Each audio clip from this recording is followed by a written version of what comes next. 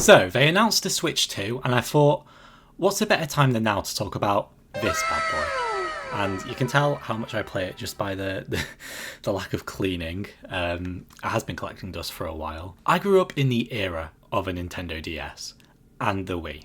Everyone and their dogs had these consoles. If we had a family party, it was Wii Sports time.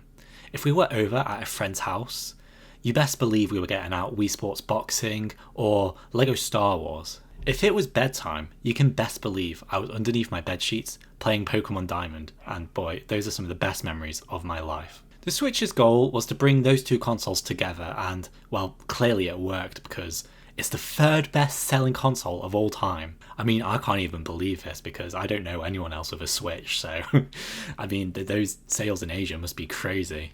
And yeah, as I said earlier, with the announcement of the Switch 2, I just wanted to examine how good this thing was and talk about what its legacy will be. Before we get into it, please remember to subscribe, like the video as well. If you do, leave a comment and maybe I'll give you this, maybe I won't, I probably won't, but for a good price I might. Let's get into it.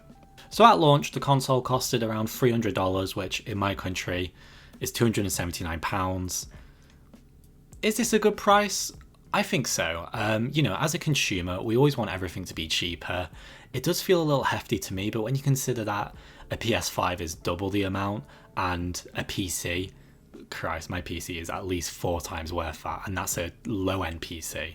So for what it is, I don't think that's a bad price. The price hasn't really dropped to this day, which is kind of a problem with the games as well. I don't know why they've maintained this price, but if you want to buy one secondhand, you can go to CEX and it's relatively easy to get a hold of one for about 170 quid. Probably about $200 if you're American. And what are you paying for? Now, this is the controversial thing because if it's in dock and you're playing it on your TV or on your monitor, you can get about 1080p, which again isn't great. It's like the quality of my videos, which my videos are pretty low quality. In handheld is 720p, which, let's be honest, this is appalling. 720p is like the graphics of a McDonald's self-service screen. You also get 32 gigabytes of storage, which is a little archaic. I think my Xbox 360 had that. In fact, I think my phone definitely has more than that. So the Switch is bigger than my phone. It probably should be able to take more. And this is the full version of it, by the way. I know there's a Nintendo Switch Lite sort of thing. I don't know if that takes less. If it does, that's honestly appalling. They could have built something into the dock to make it take more storage. That would have been a pretty cool idea. But maybe that's not possible. I don't know. I'm just brainstorming here. I do think the docking is a cool concept and sort of reconnects you back to those days of the Wii. But my only issue with it is that when you take the remotes out, the remotes are way too small. I don't know if when I used the Wii, back when I was a child, I was just, maybe I had smaller hands. But I remember the Wii remote being a lot bigger and it felt more like a TV remote. It was something that was a lot easier to hold. With the Nintendo Switch, the remotes are just so small that when I'm playing it outside of it, when I've got it docked in the station and I'm playing with just the joysticks, it feels a little ridiculous. They're so small. And again, I know this product is aimed at children, but the buttons are way too close together. It is kind of annoying, and it doesn't have that comfort. Even with the remote that it comes with, it just isn't comfortable to hold.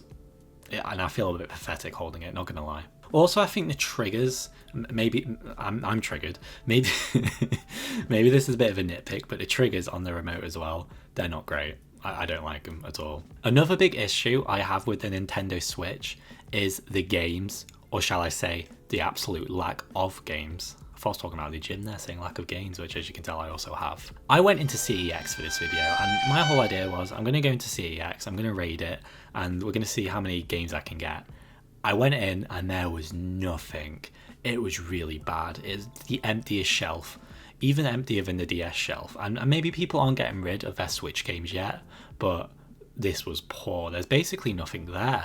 And when I looked through the eShop, it was, I got the same sort of vibe. It's just nothing there really interested me.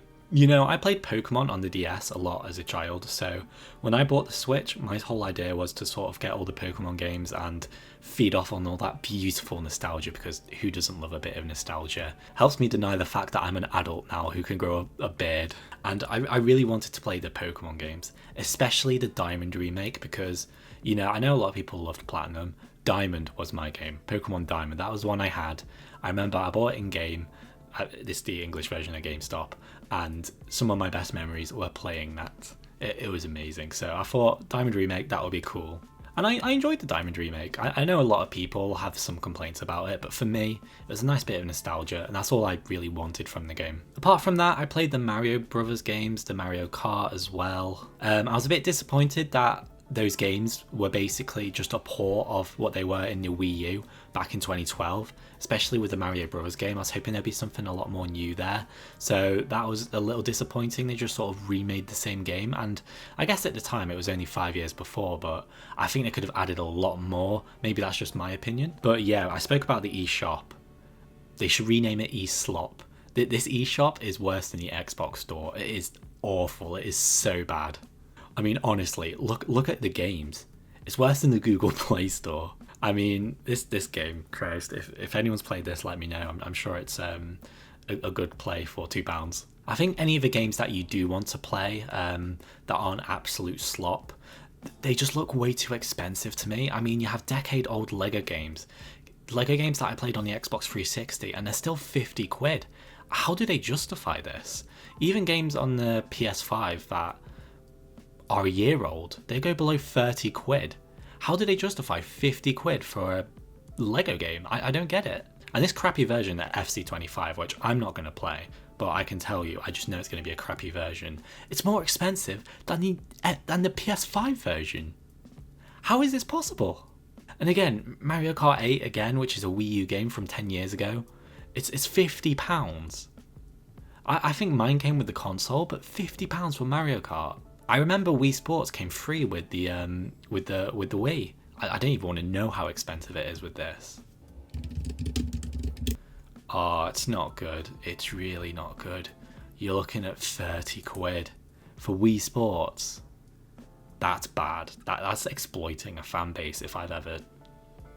Just, wow. One benefit is that the online membership is reasonably priced. I just can't say how good it is. I don't know how many people are playing online together. Maybe I could try that out for a video, but I don't want to. I guess if you play Mario Kart, maybe you can join up with people online. I'm not sure how active the servers are. Nintendo servers have always famously been pretty bad, at least in the West. I don't know if in Japan, for example, it's any better. I mean, all the trading I've ever done is with friends. Apart from I did make one trade on Brilliant Diamond when it first came out, and I now have a Spanish Charizard. I think overall what my biggest problem with the console is, it has to be the game quality. Again, the games are what make the console.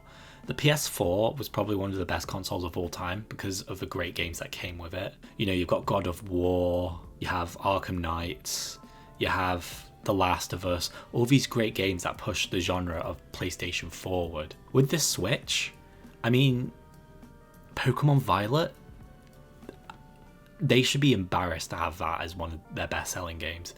I really enjoyed playing Pokemon Violet, just to be clear. It was actually the most fun I've had playing a Pokemon game in a while. But the issues with the game, wow.